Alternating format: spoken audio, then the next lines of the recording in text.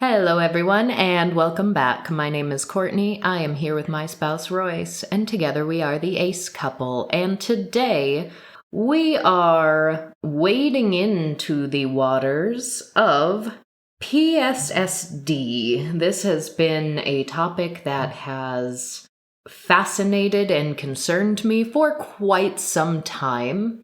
This is not going to be the end-all, be-all, definitive episode on the topic. I'm sure we'll circle back to it in more detail at a later date. But today, it is once again on my radar thanks to a recent New York Times article entitled, "More Teens Are Taking Antidepressants. It Could Disrupt Their Sex Lives for Years." I would like everyone to keep in mind as we go through this that I am not at any point going to try to make the case that what people experiencing these symptoms, people who identify as having this disorder, are not deserving of our empathy. I am not going to claim that they are not deserving of further research or that what they are feeling is not valid. That is not the point. My biggest issue with any conversation about post-SSRI sexual dysfunction is the entire societal framework. I truly do think that not only is the framework of how these conversations get into the media extremely harmful, such as this article focusing so highly on the potential sexual side effects on teenagers and the scare tactics that are used, the language that are used. But I do believe that there's probably an issue in the very framework for how PSSD has been named, labeled, identified. And this is very much on a large scale, a framework, our societal normativities that influence doctors, psychiatrists, patients, and any sympathetic reader of articles like this. That just really colors the way these conversations transpire. So quick primer on PSSD if you've never encountered this before. It is said to be a type of medically induced sexual dysfunction as a result of common antidepressants. Many claim that these side effects can even linger after discontinuing use of these medications. Is this and can it be an issue for some people? Sure, absolutely. And they absolutely deserve empathetic medical care. But that said, I have read articles, blogs, social media posts from patients who identify as having PSSD that is just riddled with compulsory sexuality, amatonormativity, these societal norms that frankly need to be deconstructed. I believe someone personally can be struggling and be very hurt as a result of something like this. But when individuals like that take their own hurt and amplify it in such a way as to say, I have debilitating sexual dysfunction because I'll never have a normal sex life. I'll never be able to have a normal relationship. I'll never be able to get married. These are things that I have read from folks having discussions around this disorder. I've also seen people break out like Maslow's hierarchy of needs and say like, look, reproduction and sex is the very base level, and this is now being deprived of me. And Maslow's hierarchy of needs is its own episode. But that is just one very clear example of how we are taught in schools, in psych courses, in general society, that sex is so important. We hear time and time again in our community that sex is what makes us human. You can't have a normal relationship without sex.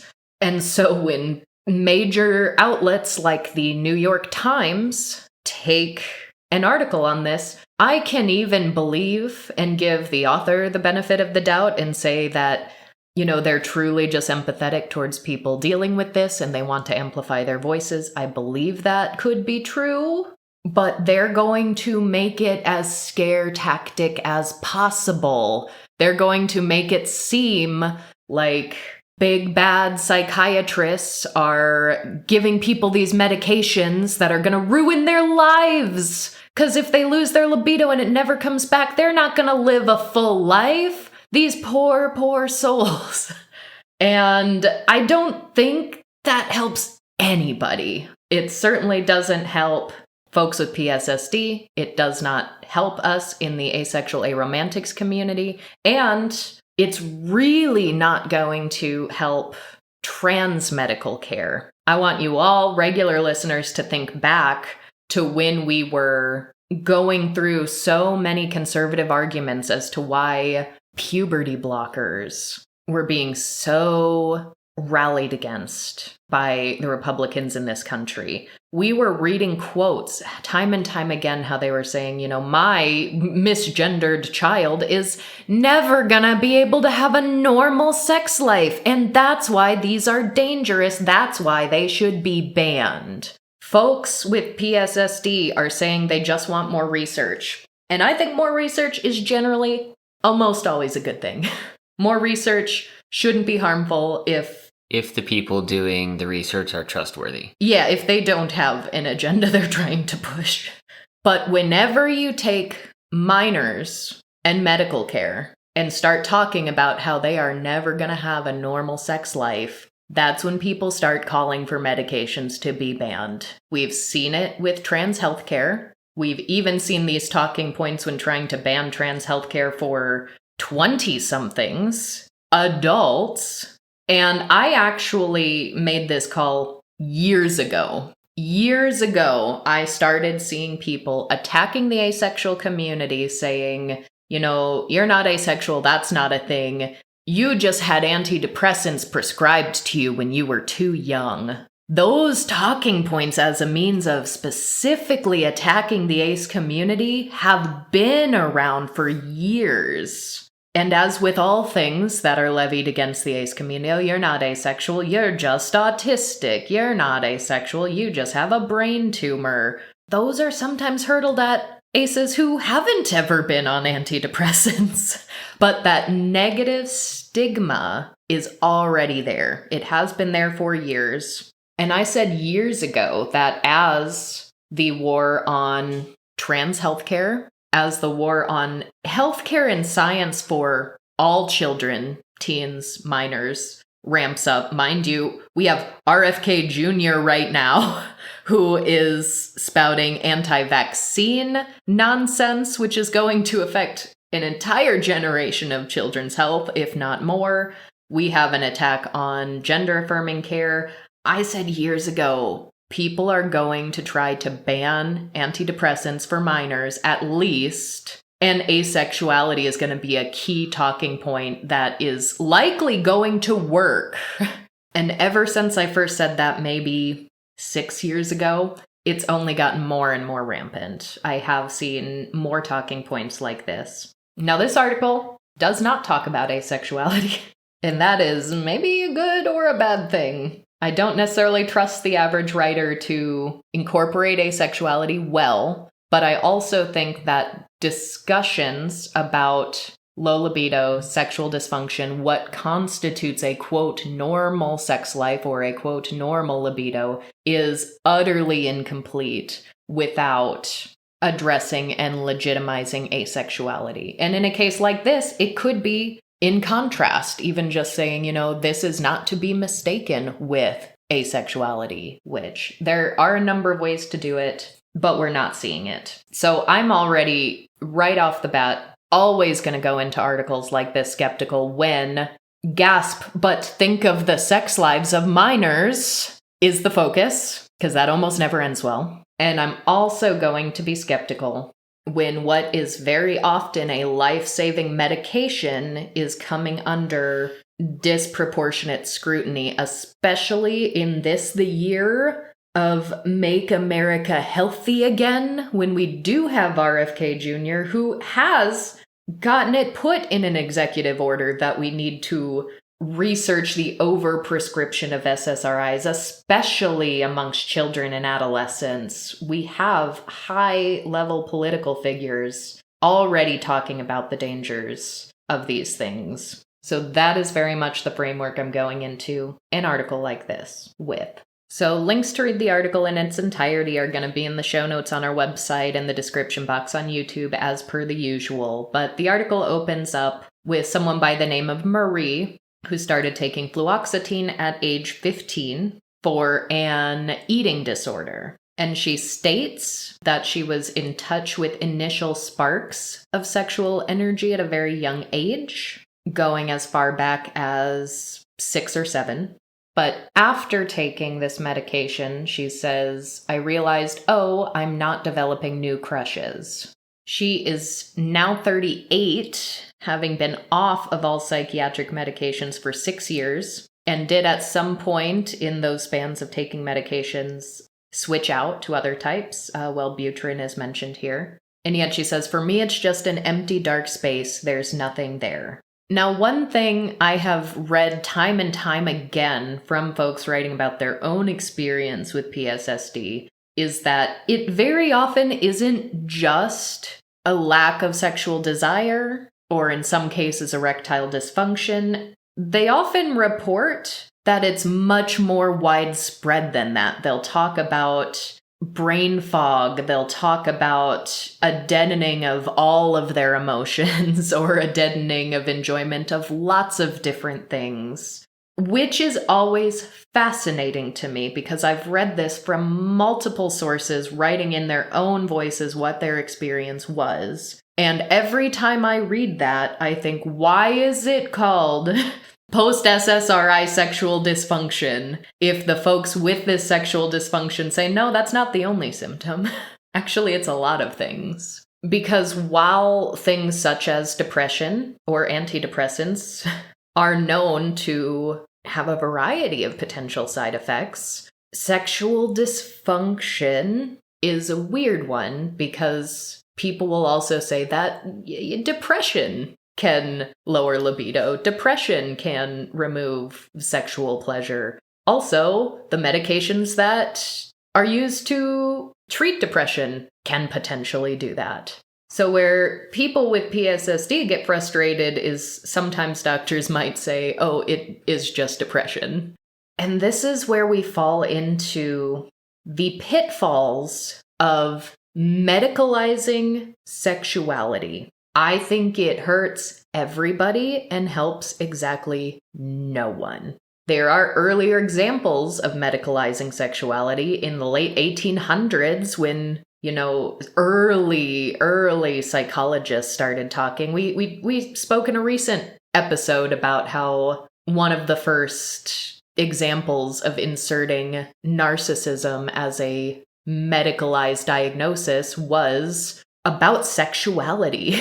It was considered a sexual disorder. Sexuality was again medicalized when homosexuality was considered a disorder. It took gay activists and a lot of protest work, public education to get that removed. And asexuality has been medicalized on individual levels at large scale. We've talked about HSDD or hypoactive sexual desire disorder, which is still in the DSM. Asexual activists kind of got a little throwaway line added to it that says, basically, this is probably what you have unless you're asexual, then maybe you're just asexual. So this is a very brief overview of the history I'm talking about when I talk about the medicalization of sexuality. And I think we're falling into a pitfall with things like this also. Because do I think it can be a symptom that may be a problem and could use some type of medical intervention or research to find a solution to, that someone who ordinarily did have an allosexual experience, someone with it's so hard to even say someone with a high libido. Maybe they just had a moderate libido. How does one measure libido? Someone whose libido and desire was higher before they took medication and then it just went away? And can there be a grief period when anything that meant something to you is now lacking? Absolutely. Absolutely, that can be a problem. But by necessity of calling something a sexual dysfunction, that necessarily implies that there is a medically correct or appropriate window of sexual function. That they're like, this is good, this is correct, this is healthy. And I don't think that is ever going to be the case. It is going to be different with every single person. Some people, just as a baseline, have a different libido from the next person. And that's even true when you're only taking the allosexual population into account. It's also something that's going to change throughout a person's life, too. And some of the people mentioned in this article were on antidepressants for a lengthy period of time, to the point where you can't really compare one-to-one their life before taking them and after them. Yes. Even if you take issues with human memory into account, or things like the nocebo effect, which is placebo but bad. The placebo effect is when you expect something to help, and even if it is a neutral pill, a pill with nothing in it, you experience positive effects. Nocebo is the opposite of that, where things go worse than they expect. And there is a lot of anxiety around this particular topic because of all of the social stigma. Yes. And it's also something that's very easy to start searching for and find exaggerations, horror stories, things like that. Oh, absolutely. And the social component of it as well. I very vividly remember reading a blog by someone with PSSD, and he specifically called out the social stigma. He said, because I don't experience a libido or sexual desire now, I am socially ostracized. Therefore, we need medical intervention to give me my libido back, pretty please.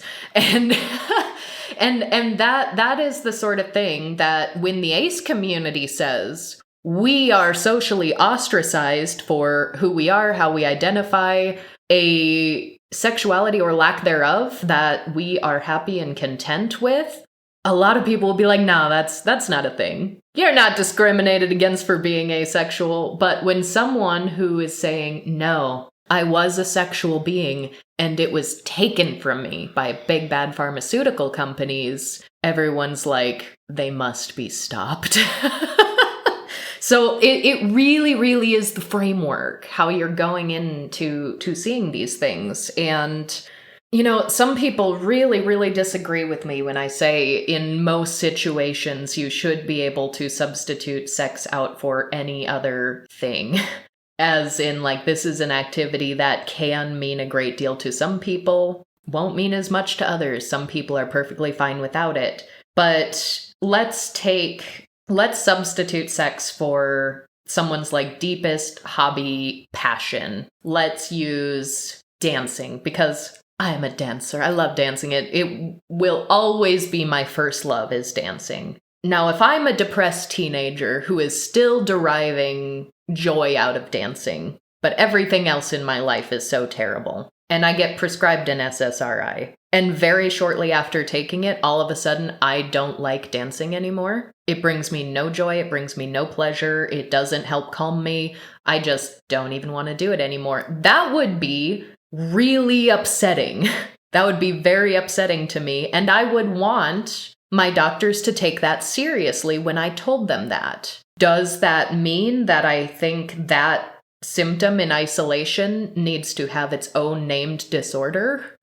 Like PSDD, post-SSRI dance dysfunction? No, I don't think it should, but the underlying problem should still be taken seriously, and doctors should work within the framework of individual patients, what they value, what their life was before, during, after medications. Basically, patients need to be treated as an individual with different life values and goals. And if, in the context of trying to research PSSD, some doctors, researchers, psychologists decide that they are going to define what an appropriate level of libido or sexual function is, that's going to have further ramifications that spread much wider than this diagnosis. So the very framework of medicalizing sexuality is an issue, but it gets more complicated with something like this too,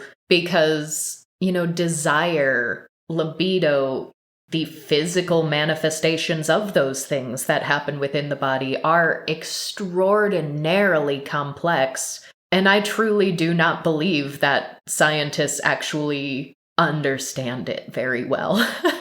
Because we know that there are physiological things that happen. So I don't think that erectile dysfunction is always going to be exactly the same as a base lack of desire or very low libido. One might contribute to the other, but there are physiological components of sexuality and there are mental, emotional, psychological components as well, and different aspects of those are more important in some people than others. And it's well established at this point that depression, stress, anxiety, those sorts of things can be the cause of erectile dysfunction or other issues that people have where the sex isn't doing what they want it to do. Like that whole broad category of things. Yes. And so it's extraordinarily complicated to begin with. And we know it's complicated too because of fucking the female Viagra. I swear one of these days I'm going to do a full episode on it, but I've mentioned it on and off for years because it does and has gotten target marketed to asexual people as, the female Viagra finally. But Viagra affects the body, the blood flow. It is, I am going to influence the blood flow so you can get it up. Where the alleged female Viagra affects brain chemicals. Because they're saying this is about the desire. It's not about anything physiological, which is really rich because the pharmaceutical company creating ADYE was saying they made this big push after they got rejected from the FDA because it didn't work. Of how it's actually sexist if the FDA doesn't allow this because men have Viagra, so why don't women have Viagra? Women deserve to have Viagra too. That's what gender equality is. But correct me if I'm wrong, I'm pretty sure medications for vaginal dryness exist. I guess I haven't looked into how well they work, but that sounds like a thing that already exists. And so you're already comparing apples to oranges with this actually affects physical erections versus this is influencing chemicals in the brain. And it doesn't work. So we'll rant about that another time, but that's just another isolated instance of when someone is trying to cure sexual dysfunction. Sometimes it goes in weird ways. They're saying women with a low libido should be able to raise their libido, but Viagra doesn't raise libido. Viagra, from my understanding, you take it once when it is erection time. You have decided it is erection time, and so you take it. The alleged female Viagra, you take it more like an antidepressant. You take it every single day to change your brain chemicals. And it doesn't work.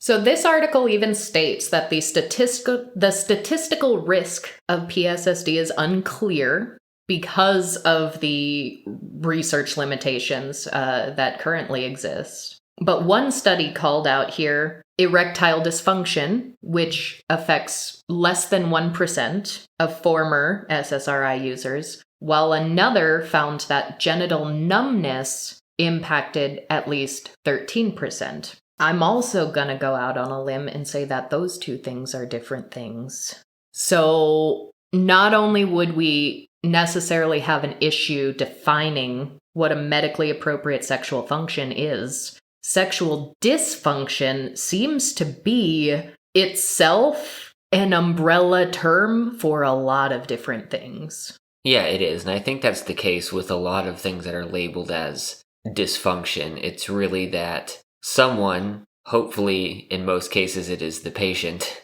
says that something is wrong and I would like it to not be that way. Sometimes it's a medical professional saying you're fine, but I don't believe you and I think this needs to change. Yes. And so that is the problem, because even right there, erectile dysfunction and genital numbness, those are also two completely different things from the original source you talked to who said she doesn't develop crushes anymore. That's also not the same thing as those two. Now we're talking about 3 different things. So there is a line in this article that to me is indicative of my entire issue with the framing here.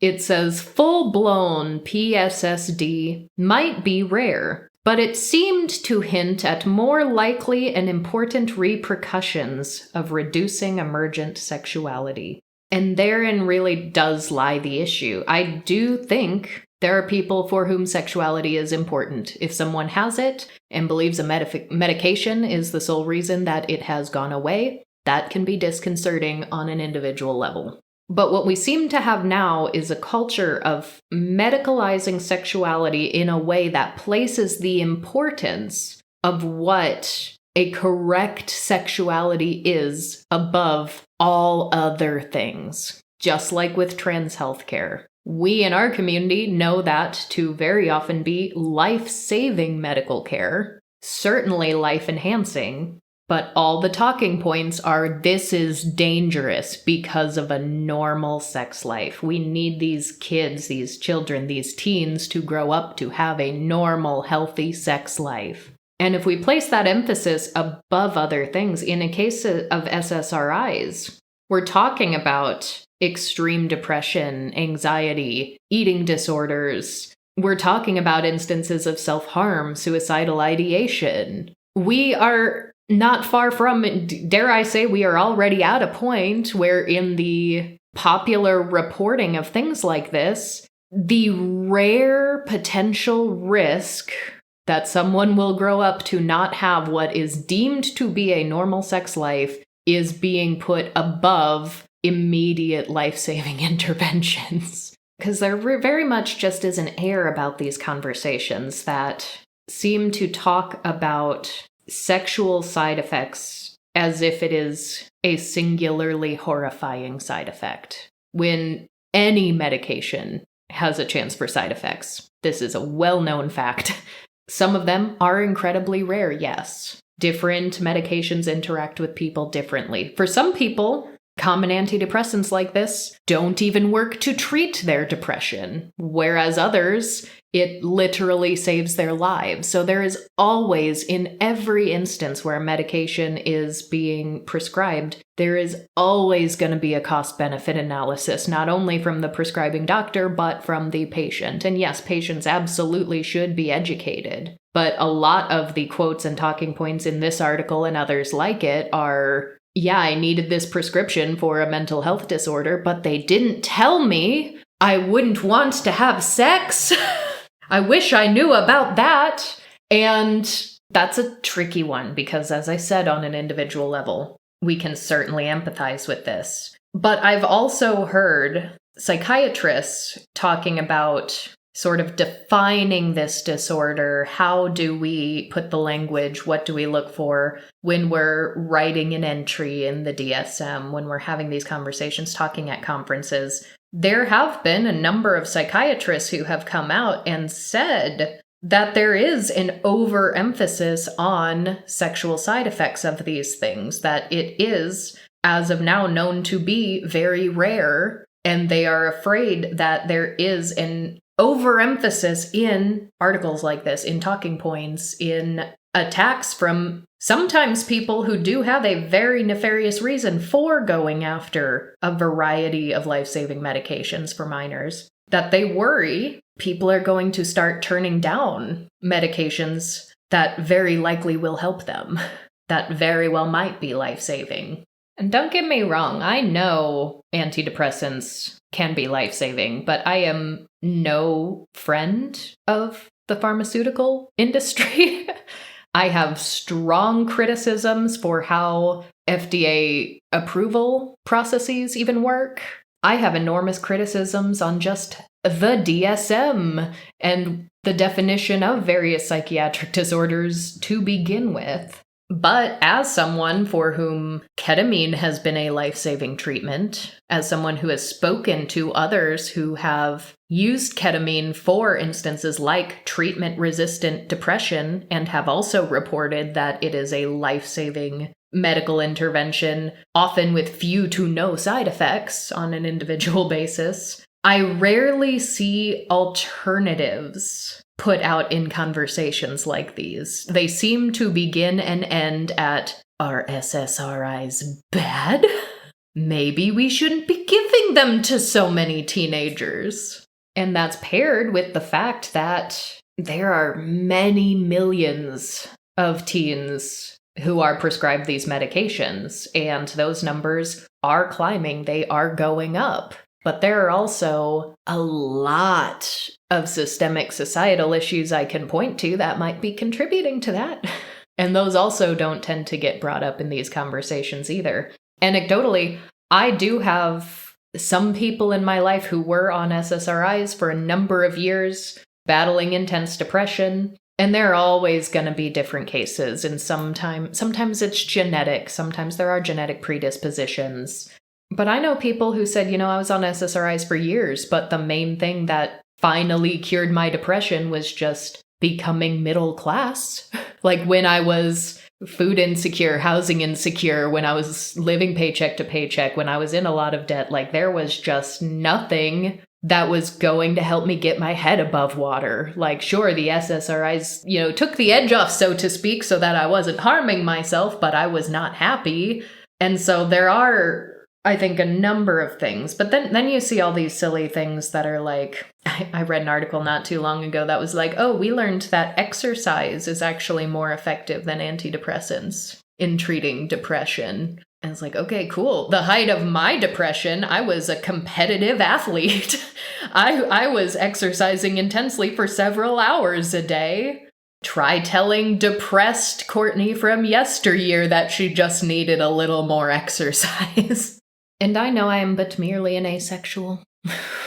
I know a vast majority of the population is not going to understand the lens with which I view things like this, but the article also points out these drugs may avert self-harm or suicide, right? That's huge, right? Like, we want people alive long enough to treat them and to give people a higher quality of life. That is a good thing, but they followed up with a but.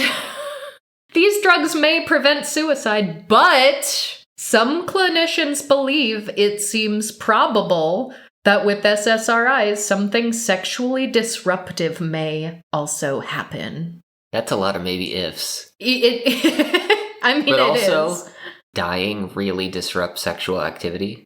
Permanently. Like, yeah, I cannot see those as in any way equal. And usually I try to see things from another point of view. In this case, I think I refuse. And then we have this. One of the most haunting accounts I heard of PSSD came from a parent. Ruth told me that a couple of decades ago, her daughter was prescribed Zoloft, an SSRI, at 11 by a psychiatrist after a humiliating incident at school left her feeling out of sorts and anxious. About the prescription, Ruth said, I guess I thought that was a good thing. She spoke of her naivete at the time and blind trust in psychiatry. Her daughter wound up staying on the drug for a decade until 2011. Over the past few years, has Ruth learned from her daughter about the sexual side effects she still lives with and about her grief. Quote, her erogenous zones don't work, Ruth said. It makes me deeply sad because our sexuality, the pleasure we get from our bodies and our intimacy with another person, it's such a beautiful experience. It helps us to feel not alone. Thinking back, Ruth says, I have huge, terrible regret about allowing her child to be medicated. I can't believe I so easily said yes. I'm sorry, Ruth. I don't think you should be in this article. Does your daughter feel the same way? I don't even know. Does your daughter think she needed that medication for that decade? Did it actually help her continue with schooling and socialization in a way that she would not have been able to do otherwise? And is her erogenous zones not working actually a problem for her? Maybe it is. Maybe her daughter's venting to her mom saying, "How dare you, Mom? Why did you let them put me on this medication?" I don't know. Could be. But I've also seen instances of parents of asexual kids and trans kids who have spoken completely out of turn, blaming medication for what is otherwise their child's orientation. I know nothing about Ruth or her daughter, so I'm not claiming this is the case. But what if Ruth's daughter is asexual and happy and is like, yeah, I'm asexual. But then Ruth goes online and starts Googling asexuality is not real. Why is my daughter asexual? How did my daughter turn asexual? Because maybe she's grieving that she'll never have grandkids. That's a thing parents do a lot. And you start getting all of these usually conservative-leaning talking points about medication screwing up teenagers' budding sexuality and all the scare tactic language that goes around with it. And she thinks, oh my gosh, my daughter was on that. That must be the reason why. As I said, maybe it's not the case, but even if her daughter thinks that this medication did cause it, does she regret it? I don't know. You didn't tell me anything about that. Maybe she's cool with it, and Ruth is just talking to this author at the New York Times with all of this weighty language about how important our intimacy is with another person and how my daughter's never going to experience this beautiful thing that makes us all human. I know. I don't think parents should talk for their kids in most situations. Especially, and the author of this article too, calls it one of the most haunting accounts I heard. So you talk to a bunch of people with PSSD, and the parent of someone with alleged PSSD, and the parent was the one who gave you the most haunting account? Something feels weird there. That has my alarm bells going. It goes on to talk a bit about extrapolations on research about adults and SSRIs and sexual functioning, and surmises, so though it's unproven, it's possible to infer that a comparable percentage of young people taking the drugs experience a dimming of their sexual selves. And the article simultaneously critiques that perhaps psychologists and psychiatrists are not asking young patients on SSRIs about any sexual side effects, which is, to me, really fascinating, because in our little community, how often do asexual teenagers get told, you're not asexual, you're just young. You don't know what you are yet. So that once again just societally proves that there is never a good faith criticism of who can and cannot know that they are asexual. There is a widely held belief that asexuality does not exist. If it's present, it's clearly a medical symptom. And there's a baseline assumption that all people should fit within a certain framework of sexuality. And if you deviate from that in any one direction, that is a problem that should be solved. This comes at it from the framework, essentially saying that there is a right and a wrong way to experience sexuality. And they're saying these drugs influence people in a negative direction. And I really want to go on record as saying there is not, nor should there be, any definition of a normal sexuality or a normal sex life, period. I have just never, ever seen a convincing argument where someone's like, this is not a normal sex life, or I want a normal sex life, where I can agree with the very foundational premise of the argument they're making. I mean, some people will still say that, gay sex is deviant. That's not a normal sex life. All right, you're wrong. Transsexuality, that's not normal sexuality. Okay, you're wrong. Ace people can't have a normal relationship without a sexual component. Okay, wrong. And I would even say that the statement of someone with PSSD will never have a normal sex life I think is wrong because there's no such thing as a normal sex life. There's no such thing as it, and we need to stop trying to define it medically and socially. Hard stop. And that framework does not need to be at odds with the fact that there are cases of some people whose sexuality does seem to have changed in one way or another, or in a variety of ways, as a side effect of medication. That can still be true, and that can still be a problem we can research. But I think any research is going to be flawed if it starts from a base assumption of what a normal sex life is, because there is no such thing as that.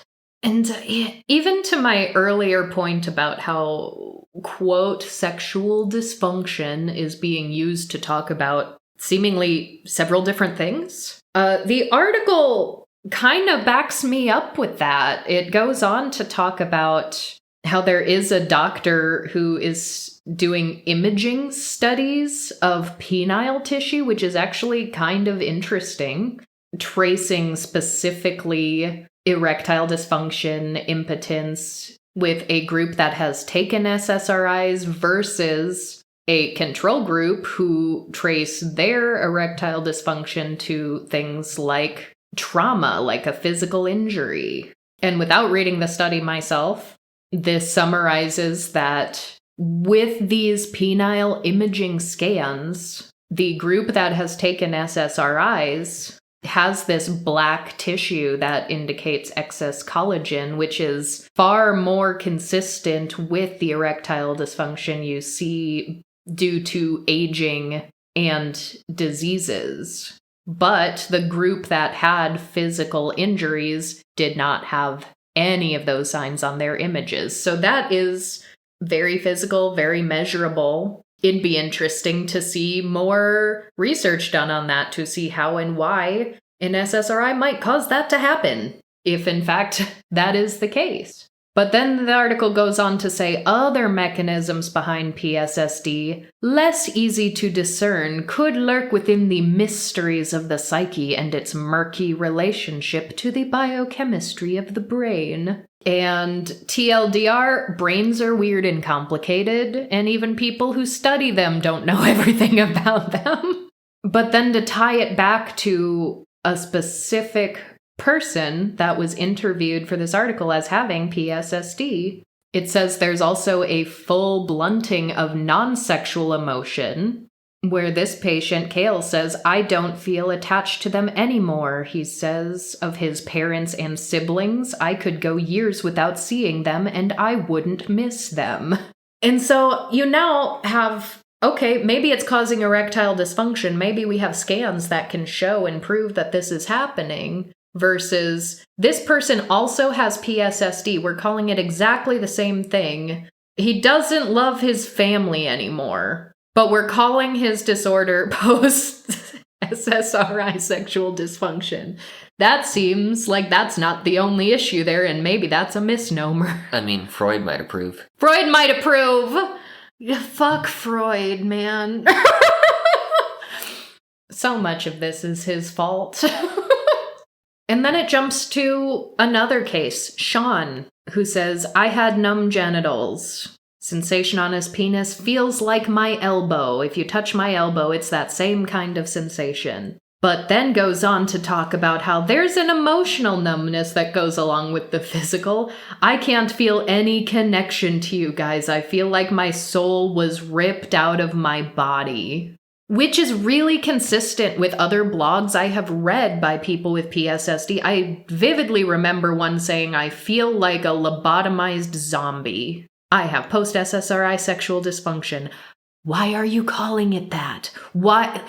If anything, that sounds like a symptom of a broader thing. And it is a misnomer and shouldn't be called that. But that is, again, this hyper-focus on medicalizing sexuality. That has been placed above people who say they feel like their soul has been ripped out of their body and they don't experience other emotions. They're like, yeah, but the sexual dysfunction part is the problem. That's what this thing should be called.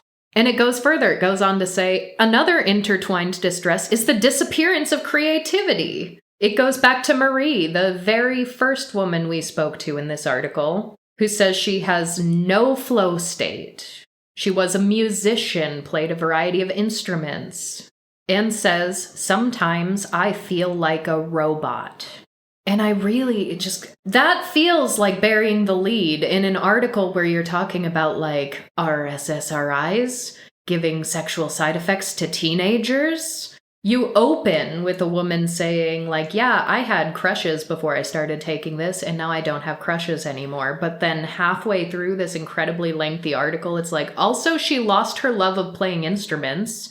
She can't practice her flute anymore. She says emotionally she feels like a robot, but the entire framework is about the sexual dysfunction. Again, just like with the, preventing self-harm and suicide, those things to me are not equal.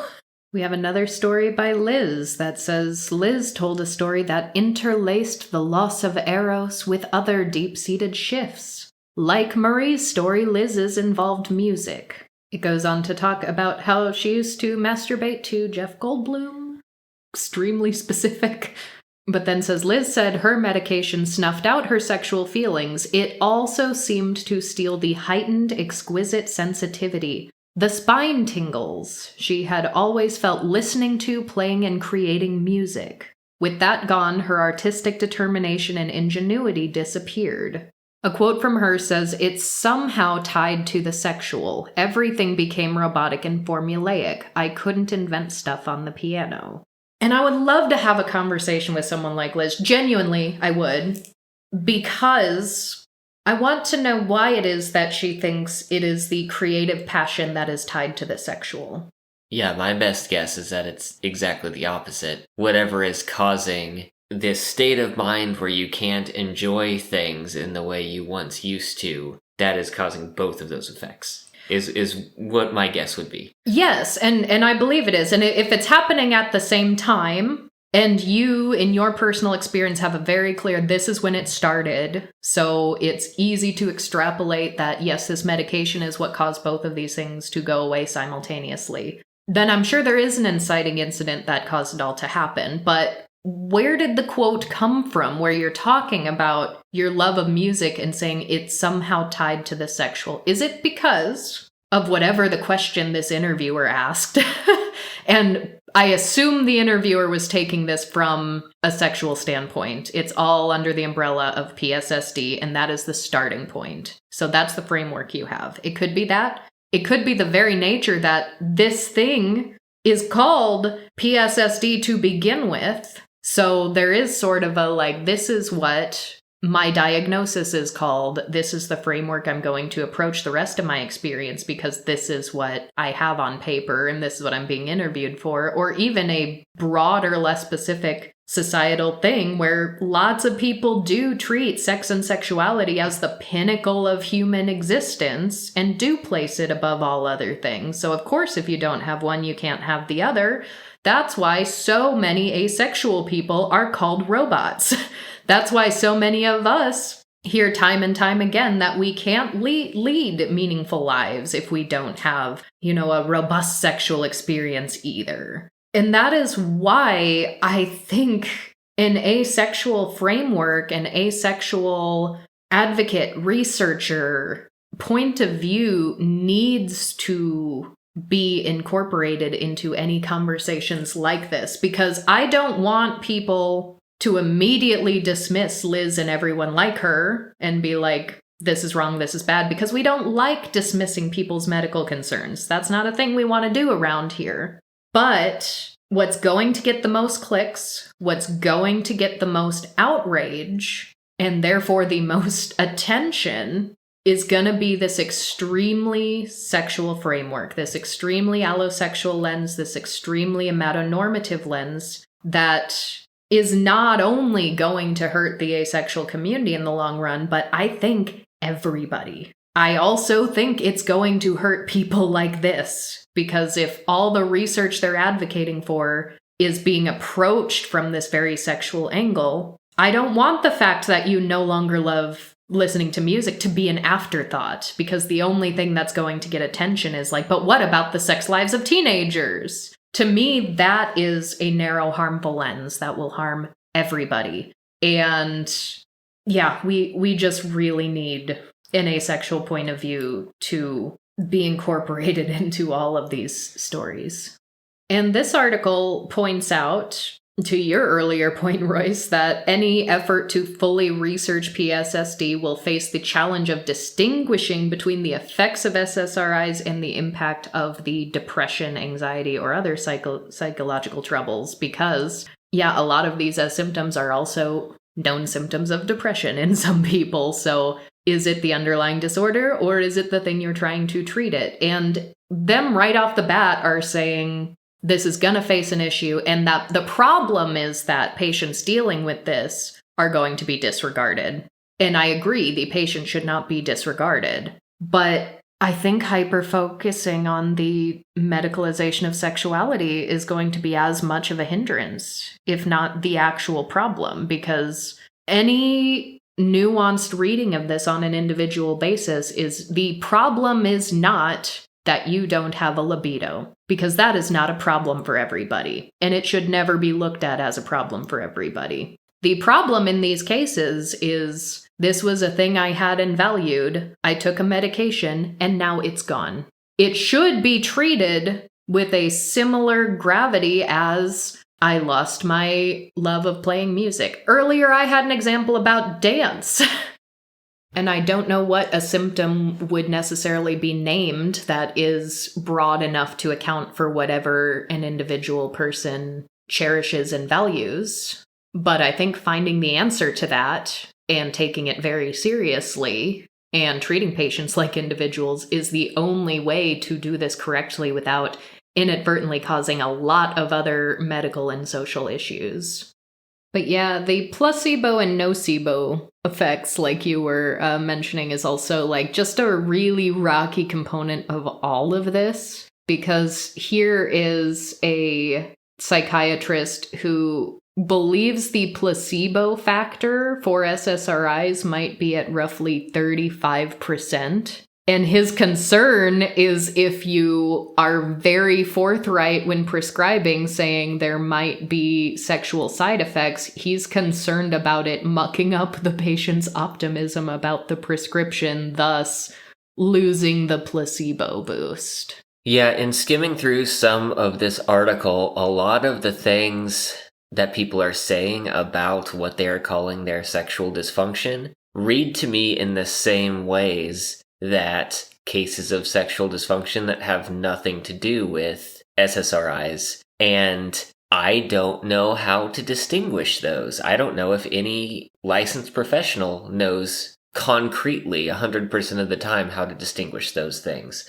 Yeah, because brains are weird, bodies are weird, psychology is weird. I mean, a lot of things about psychiatry are also just a much softer science than a lot of people give it credit for.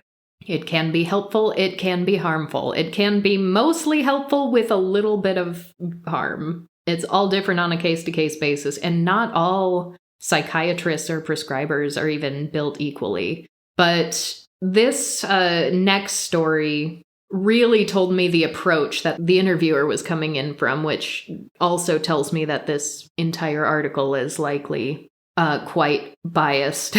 A young man named True told me a story that was a reminder that sexual side effects can matter much less than misery. He's been on fluoxetine for almost 10 years, had about a 1.5-year break in the middle of that. He had enormous anxiety about college entrance exams, as well as mass shootings in school, because that's a thing that students have very real anxieties about in this country. Again, some of those systemic issues that don't really get brought up in conversations like this. But he states that, his taking fluoxetine was transformative. It didn't totally eliminate all of his troubles, but it was meaningfully protective. And it says desire for his girlfriend was depleted, erections were more tenuous, and orgasms were much tougher to reach. But he wrote this off partly to being in a long-term relationship, When he eventually stopped taking the drug because he wanted to experiment with sorting through his anxieties unmedicated, erections rebounded and climaxing was no longer a chore. Then he gave up his medication-free experiment. The sexual troubles returned. When I asked about PSSD, he guessed that it would not become a problem given how sexuality was restored when he took a pause from fluoxetine. But as we talked, it wasn't clear that he worried much about whatever risk he might nevertheless face as his use of the drug lengthens year by year. That's such a weird line to me. As we talked, it wasn't clear that he was worried that this might be a long-term problem. It's like you interviewed these people, assuming every single one of them was going to be like, yes, it's ruining my life because I don't have a sexuality anymore. And then you meet someone who says, no, actually, it was kind of worth it, and you didn't know what to do with it. And as, quote, it's sometimes hard to stay erect or get erect, and as the stars have to align a little for him to have an orgasm, for him, he said fluoxetine works super well. He was willing to put up with the sexual issues. I don't know, I can't get over that. It wasn't clear that he was worried. Why not just say he's not worried? Why not just say for him the trade-off is worth it? And this next one is odd because it says, like True, Sammy told a story of need, but hers was also a story of regret. I'd be really curious to see if she actually used the word regret. Because it goes on to talk about how her history of depression goes back to age 13. She was self-harming and managed to pull herself out without medication before sinking into depression again in college. Nope, 3 years after college. She began taking Zoloft and now says that orgasms are superficial and short-lived and that sex is now just generally frustrating. After 6 years of being off it, she says that it's finally returning at a drip's pace. And she simultaneously said, I felt I was out of options and it really did help me. But also, I would have thought much harder about it had she known about the enduring side effects. And the couple things that are odd to me about this is that the entire framework is teenagers. 3 years post-college, she was no longer a teenager. The article has already said, we have found that there are known sexual side effects for adults. We don't know if they are there for teenagers or not. And just sort of said, maybe, probably, it could be within the realm of possibility. Because what are teenagers but small adults? It did not say that, to be clear. So not only are you using a solidly adult's case to still say, but what if teenager? This is someone who simultaneously says, it did help and I was out of options, but I also would have thought about it harder. She either did not say or was not asked if, with the gift of hindsight, if she would still do it again or not. But also her first bout of depression and self-harm was at age 13. So if the framework of this article is about teenagers taking SSRIs and causing PSSD, someone who is an adult saying, I would have thought a lot harder about this if I knew about the sexual side effects, what would that conversation look like with a 13-year-old? I really, really want to know, because that is not a thing we're talking about. I was pretty young, I think, the first time a doctor told me that I would likely have very complicated pregnancies because of what is now called EDS. It was absolutely not called that at the time. And that was already an extremely weird, complicated thing to hear at that very young age. But truly, what and how, what conversation would you have and how with a 13-year-old? Like, you are harming yourself, you are depressed, this medication might help you, but maybe you won't want to have sex when you're older. How do you feel about that? I don't know. I don't even know how to go about starting to have that conversation.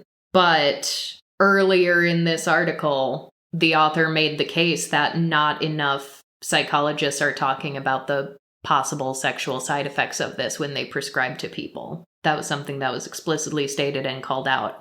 But the title of the article is More Teens Are Taking Antidepressants. It could disrupt their sex lives for years. Genuinely tell me, how do you propose to have that conversation with teenagers? Truly. The mother who was distraught, who gave you the most haunting story of all the people you talked to, said her daughter was 11 when she started taking medication. How are you going to have that conversation with an 11-year-old? Please enlighten me.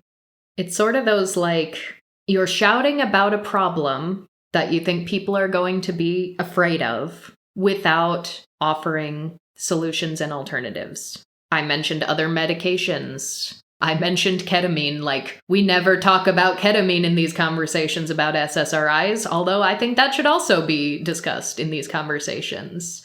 The reason why these SSRIs are so much more readily available is because, insurance covers them. There are other treatments with studies that show that they work that aren't covered by insurance because there's no way to get this FDA approval purely because of profit motives for the company, period. And those conversations don't get put in here. You say it's a problem that these people aren't informed of possible side effects, so give us an example of how to fix that and what that should look like. There's one case here where someone says she found herself completely de-eroticized. Quote, "I thought, I have ruined my life. I have obliterated my ability to have a normal relationship." There we go. There's that normal relationship quote again. And I'm trying to check myself here a little bit because I don't want people experiencing these instances to feel shame by what I am saying. But just like I don't think there is a normal sexual function or a normal sex life or a normal sexuality, I also don't think there is such thing as a normal relationship. So any quote like that at a large scale, to me, warrants criticism. She says that for the first couple of years of this, she would wake up and remember what happened to her. Quote, "that this was my reality and I would just want to go back to sleep and not wake up. I had frequent thoughts of suicide." And when she conveyed this to doctors said that sounds like depression returning.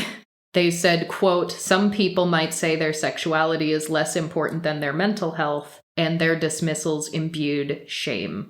And I really, really do not want to shame people who are experiencing this. That is not my goal. But knowing the world we live in, the society we live in, how sex and sexuality and relationships and marriage are all made out to be a very prescriptive, normative thing. We have this woman now who's saying, "I don't have the capacity for romantic relationships. That's just gone in a stark way. For me, the chemical mechanisms of romance are too deeply tied in with sexuality for the romantic to exist independently. One reason I have improved somewhat mentally is by tolerating a new normal." She just had her first child because she has no partner. She used in vitro fertilization. Quote, "I want a partner," she said. "I want a child to grow up with their mom and dad. Your sexual life is so core when you consider that the sexual relationship is the basis for most long-term relationships," she explained.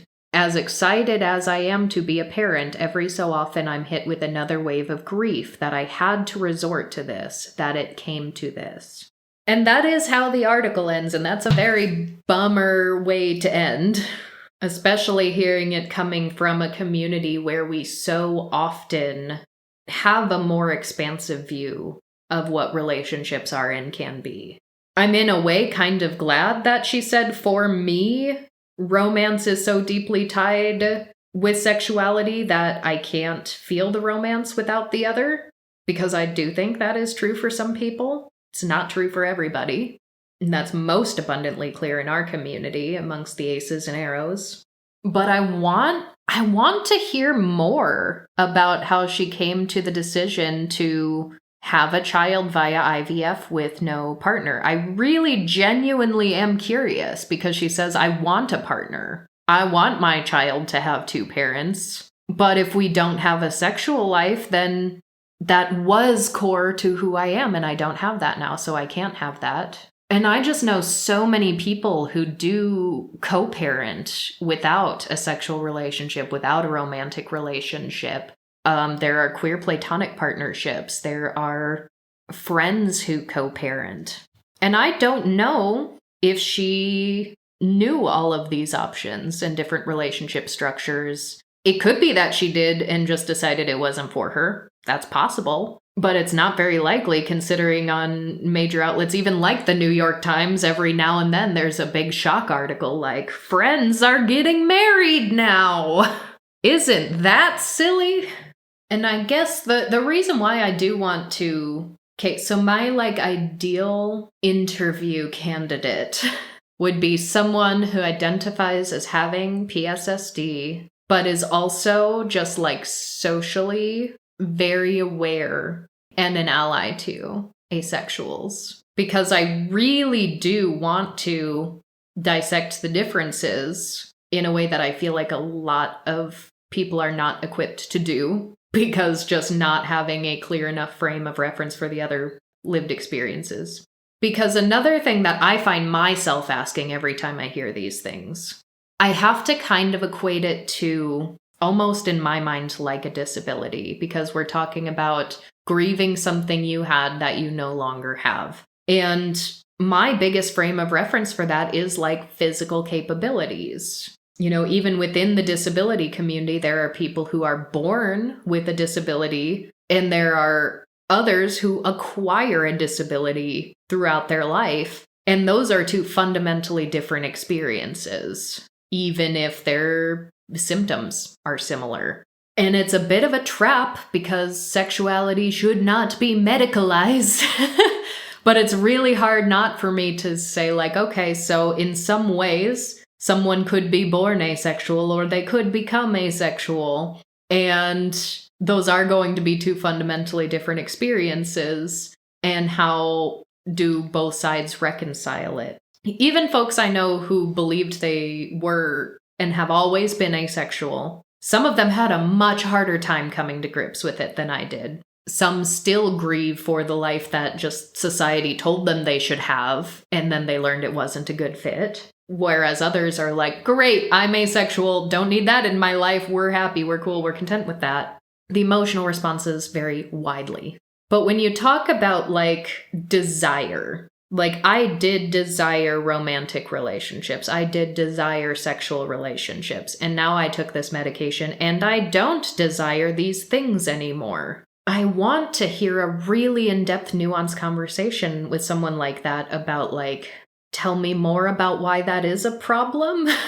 Because equating it to other activities, I can get there. When I use my dance example, when I see music example, that I totally get. But that I struggle to understand more when it's in a context of a teenager who was not sexually active before that, which nearly every adult who is writing or reading an article like this is immediately going to be like, that's bad. If a teenager doesn't want to have sex anymore, that's a bad thing. But if you were not sexually active, but you did have crushes are not always sexual in nature. Sometimes they can become that. But I know so many asexual people who look back at what they thought was a crush or what they perceived as a crush and realize, no, that was kind of just societal pressures on me. That was how I perceived it. Or I was trying to fit myself into a box that didn't really fit. And for some people, it takes years and years and years of unpacking to understand this about themselves.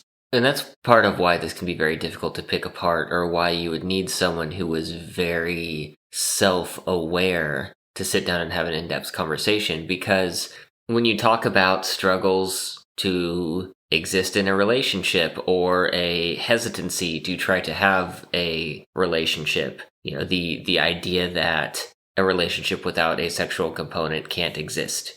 Does that person know for a fact that that is a case for them? Or do they have a lot of deep-seated feelings of insecurity, perhaps of selfishness or guilt, because their entire life they've been told to be valuable or meaningful as a person in a relationship, you need to bring this to the table? Mm-hmm. Which is something that even a lot of ace people have over the years. These are common feelings. And so on an activity you enjoy level, I get it. If you enjoyed this and now you don't, and you have a direct, I think this was the cause, that's a problem. You deserve doctors who are going to listen to you empathetically, 100%. If it is a teenager who did not have a sex life yet and is like, I just never developed that interest, I don't have that interest, then any negative feelings that would come from that is, to me, a little less clear, because it's not, I'm grieving something I had and liked that isn't there. It's a very theoretical grief. It's a theoretically, this is the life I thought I would have or could have. But if you literally now, as you are, just don't want it, there is a little part of me that always wonders and wants to ask or try to understand, like, why do you want to make yourself want it? And I do think that, the two communities, the PSSD community and the asexual community, I think theoretically, with an abundance of conversation and empathy, I think could learn a lot from each other. But my suspicion is that both sides are going to see the other as like fundamentally incompatible towards achieving your goals.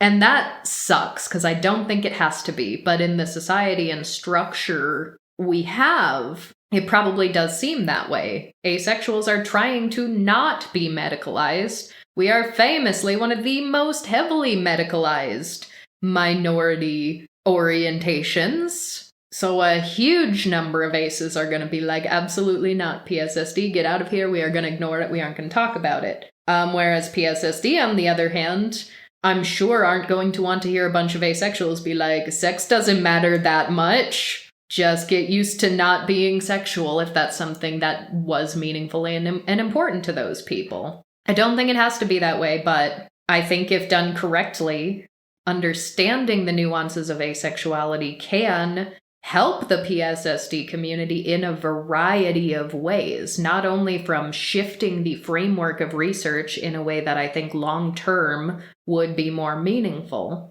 but also while someone is grappling with these issues of I wanted this and now I don't have it and they haven't come up with a cure yet, maybe giving some kind of comfort about here are the numerous ways you can have a relationship. Here is how you navigate a relationship and have conversations if you have sort of, varying levels of libido, a mixed orientation. These are conversations we have all the time in the asexual community that could help people like this, even if they didn't get to their point in their life the same way we did. And if there is someone with PSSD out there who does decide, this is my new normal, this is just how I am, and they decide that asexuality does work for them as a label, I think we need to fully embrace them and allow them in. And I would be livid if and when I saw people in the ace community being like, that's not actually asexuality, you don't count, you don't belong here. Because at the end of the day,